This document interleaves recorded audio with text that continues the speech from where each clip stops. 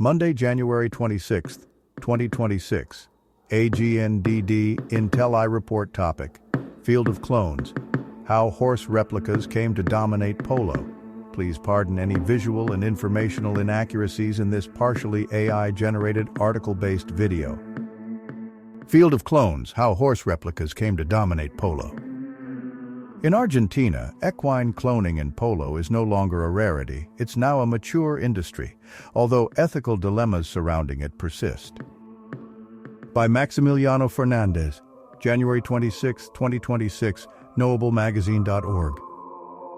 At the slightest touch of the reins, he felt a familiarity that shook him. It was 2016, and polo player Adolfo Cambiaso, considered the best in the world, was riding for the first time on a genetic clone of Quartetera, his flagship mare. The same explosive start, the same agility in the curves, the same sustained stride in the long sprints. It was the same, he recalls. Same movements, same head. I couldn't believe it. It took only a few seconds for him to realize that his gamble, which many had dismissed as nonsense, had paid off.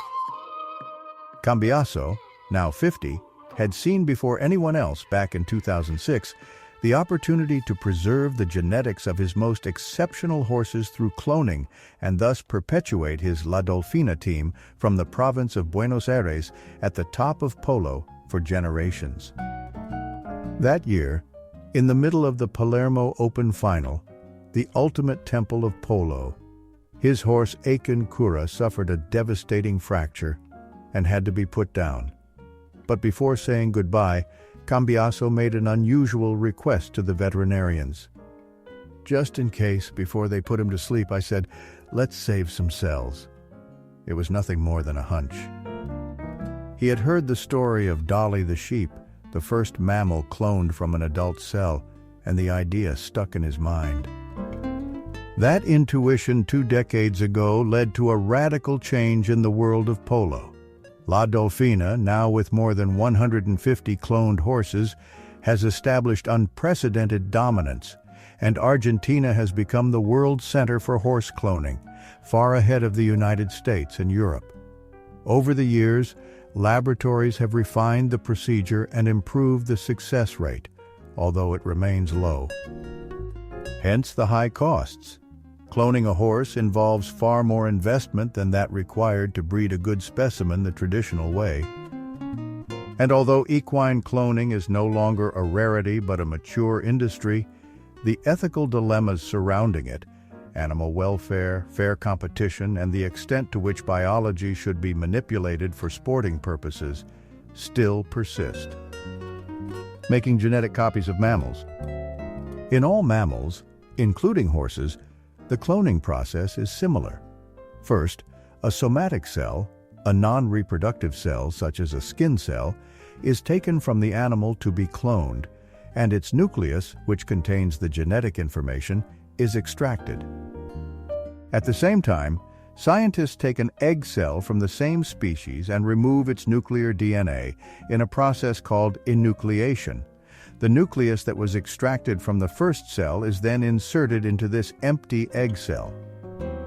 Next, that egg with its new nucleus is stimulated chemically or by electrical impulses to begin dividing and form an embryo. The embryo is cultured in vitro for 7 or 8 days until it reaches the blastocyst stage, at which point it is implanted in a female who will carry the pregnancy to term. The method is called somatic cell nuclear transfer. It was used to create Dolly the sheep in 1996, a milestone that proved it was possible to reset an animal's DNA and bring it to an embryonic state capable of development, although with major challenges along the way. Since Dolly, more than 25 species of mammals have been successfully cloned, including cattle, sheep, goats, pigs, horses, dogs, cats, and wild species such as gray wolves and ferrets.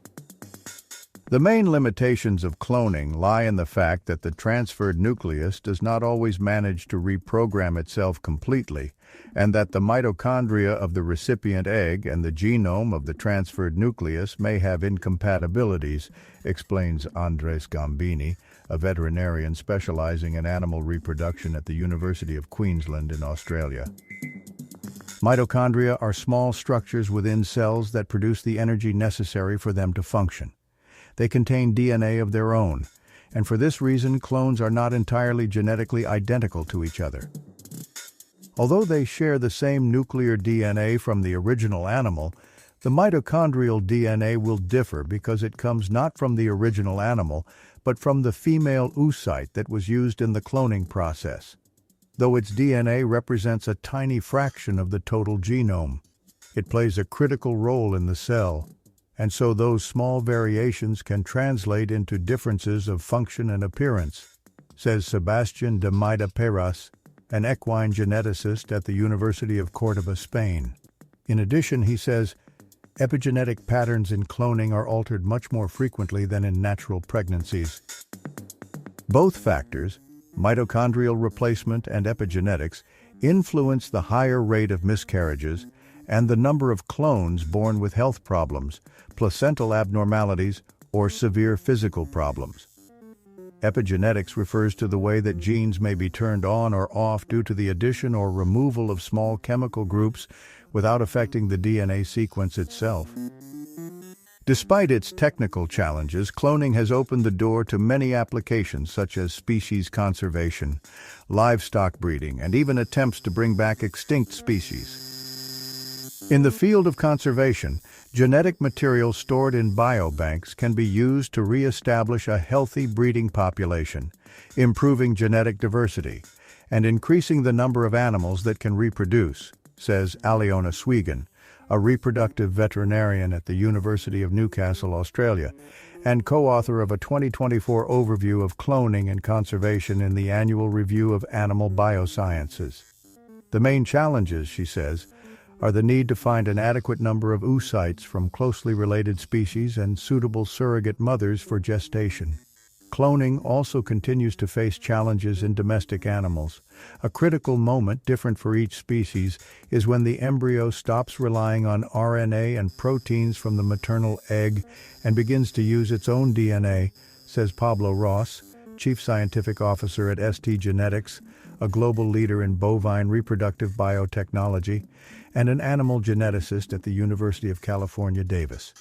In cattle, this step, known as embryonic genome activation, occurs when the embryo has between 8 and 16 cells, while in horses it occurs when it has 4 to 8 cells.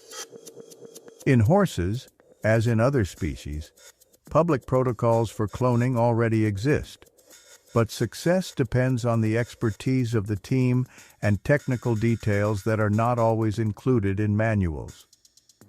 A critical issue in horses is the source of the oocytes.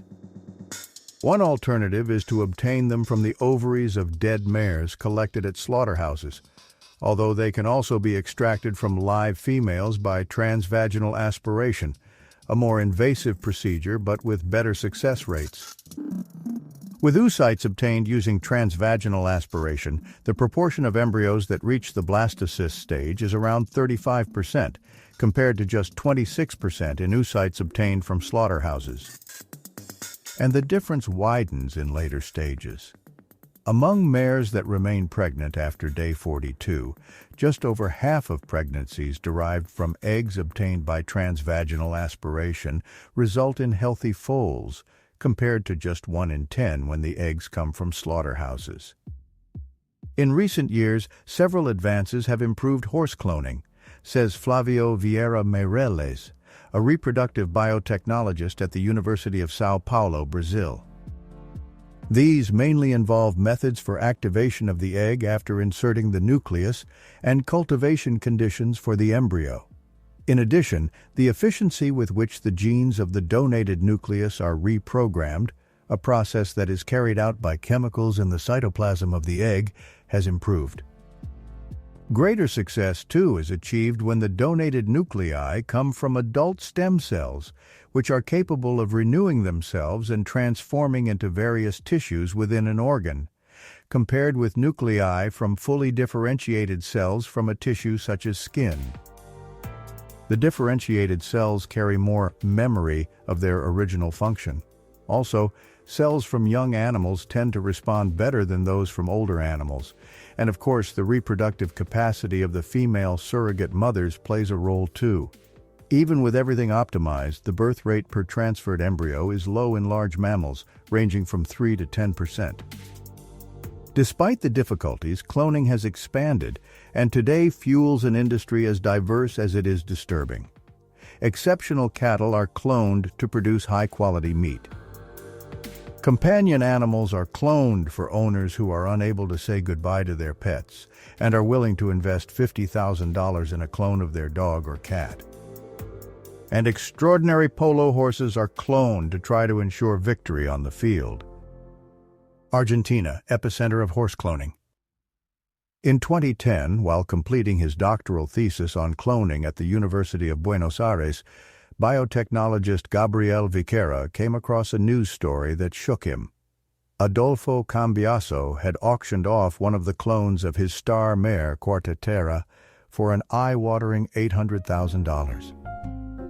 It was the first time that a cloned animal bred for high athletic performance had been presented as a high-value asset, and in a market where polo horses can be worth anywhere from $50,000 to nearly $1 million for extraordinary specimens, the sale made it clear that there was money waiting to be made. That clone of Quarta Terra had been created in the United States. Viqueira wondered if he could bring the technique to Argentina and scale it up. At that time, the University of Buenos Aires had the technology to perform cloning, and a favorable ecosystem to carry out the work was beginning to form in the country. Polo, with horses valued as works of art and team owners obsessed with preserving winning genetics, seemed like the perfect terrain to explore. Planning to clone these exceptional horses represented a huge business opportunity, says Viqueira. Even as the news of Quarta Terra sparked both amazement and controversy due to ethical concerns about manipulating animals for sporting purposes, Viqueira, along with two partners, founded a company to optimize and standardize the cloning process and make it a common tool in professional polo. At first, the results were not encouraging. The first clones by Viqueira's company, Chiron Biotech, between 2012 and 2016, were made from adult skin cells, and almost half of the foals from the 38 live births had abnormalities of the umbilical cord or placenta, or limbs that were abnormally bent. The turning point came when the company started working with stem cells from bone marrow. This technology changed everything. Today, almost 100% of births are as healthy as those obtained through natural breeding, says Viqueira. To date, Chiron Biotech reports having produced 1,000 cloned horses. With the cloning technique now mastered, Chiron Biotech ventured into even more ambitious territory. In December 2024, the company announced the birth of 5 foals that had been genetically edited using the CRISPR-Cas9 technique, a global milestone in equine breeding. The intervention consisted of inserting a DNA sequence known as SIGN into the control sequences of the creature's myostatin gene. This is a genetic variant that already exists naturally in some breeds and influences muscle development. The main goal, however, was to demonstrate that precision genetic editing in horses is technically feasible and compatible with cloning. Viqueira presented the achievement as proof of concept and a preview of a scenario in which it will be possible not only to copy the best horses, but also to introduce specific modifications to their genomes. Editing the myostatin gene has known effects on muscle fiber composition and performance during short, intense efforts, and there is ongoing research into other genes and possible applications, although the details have not been revealed. With polo as its flagship, Argentina overwhelmingly dominates the global equine cloning industry, followed, at a considerable distance, by the United States and some European countries. But despite the technical advances, significant losses occur at each stage. It is estimated that out of every 100 embryos, 20 reach the blastocyst stage and are transferred. Of these, 10 are successfully implanted in surrogate mares, and of those 10, only 5 reach full term. Even among foals born, there can be problems with health and development, although the lack of public data prevents this from being quantified accurately. The high loss rate partly explains the high cost of the procedure. Although the price has fallen in recent years thanks to technical advances, cloning a horse remains a luxury. It costs around $40,000 per born animal. Cambiaso's dream come true. Shortly after Cambiaso requested that tissue from his horse Cura be preserved following the animal's devastating fall and euthanasia, he launched Crestview Genetics, founded with Texas oilman Alan Meeker and Argentine businessman Ernesto Gutierrez. In Texas, the company partnered with the firm Viagen to begin the cloning work. In August 2010, 4 years after the accident that killed Cura, Cambiaso was in Santa Barbara, California, when he received a call with the news that the first clones of Cura and those of his mare Quartetera had been born. He traveled immediately to see them. It was a strange feeling, he recalls. We spent 2 hours looking at them, unable to believe it.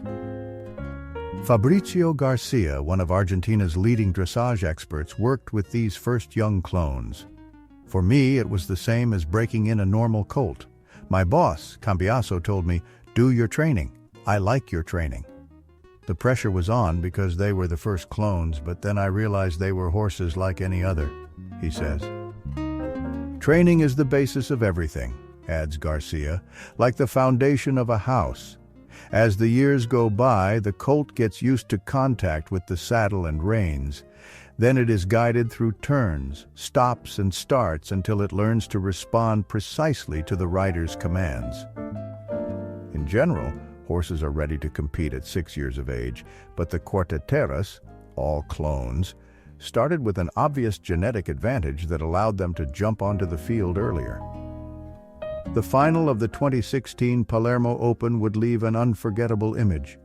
The original Quartetera had retired a year earlier, but on the field, lined up by Cambiaso, were 6 identical mares, chestnut, slender, with a distinctive white spot illuminating their foreheads, all clones of Quartetera, who would bring victory to La Dolfina. For the first time, clones were playing polo. Their names, Quartetera B01, Quartetera B02, Quartetera B03, Quartetera B04, Quartetera B05, and Quartetera B06.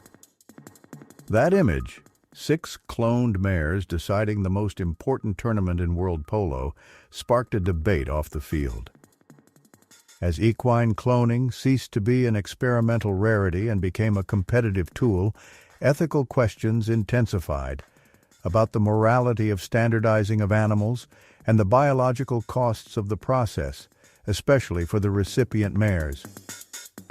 We can talk about identity in any individual, even cloned horses, says Finnish philosopher Harry Matti, who specializes in ethics.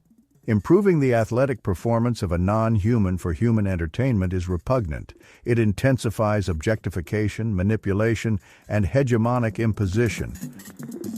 Indeed, in the daily practice of cloning, dilemmas about animal welfare and objectification translate into procedures and risks that are rarely visible to the public and for which there are often no public records.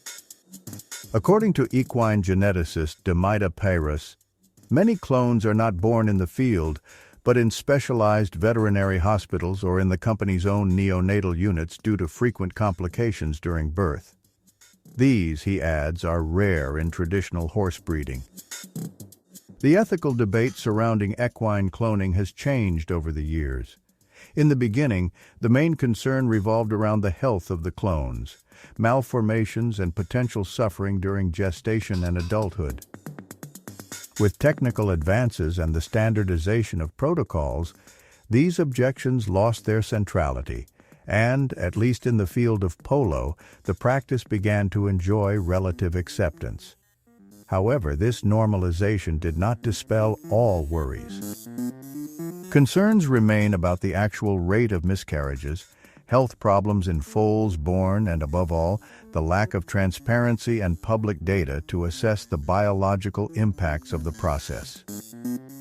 Pablo Ross, scientific director of STG Genetics, argues that today, cloning does not differ substantially from other reproductive technologies applied in animal breeding. Demida parus, on the other hand, warns of the risk of inbreeding depression, the loss of genetic variability when crossing individuals that are too closely related. The cloning industry relies almost exclusively on lines of the Polo Argentino breed and racehorses. If this trend continues, it could have an impact on the fertility and resilience of animals and their ability to tolerate stress. In turn, the combination of cloning and gene editing opens up new dilemmas, says Gambini, the University of Queensland veterinarian who specializes in reproductive biotechnologies. It is one thing to use such tools to prevent disease or improve production efficiency, which could be justified on welfare grounds, and quite another to use them to enhance athletic performance for human entertainment. The risks of editing, such as unwanted health effects on the animals, are still uncertain, which is why geneticists like Demida parus agree on the value of international regulations and the need for mandatory and detailed reporting systems on the development and health of genetically modified animals. For his part, Cambiaso has always been impervious to questioning. From day one, he has defended a utilitarian view. He sees no ethical dilemmas and justifies the practice because of the benefits it brings to his game.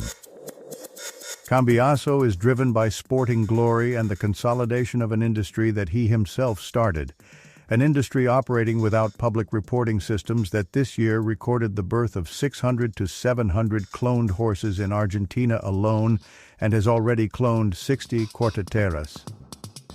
Article translated by Debbie Ponchner. Maximiliano Fernandez is a journalist who has been writing and editing stories on science, education, and technology for 10 years. He is based in Buenos Aires, Argentina. You can contact him in LinkedIn. Thank you for watching this AGNDD Until I Report, dear viewers. Please like, subscribe, and click the bell button to get notified during new uploads. And make sure to tune in next time. Stay safe and healthy. Cheers!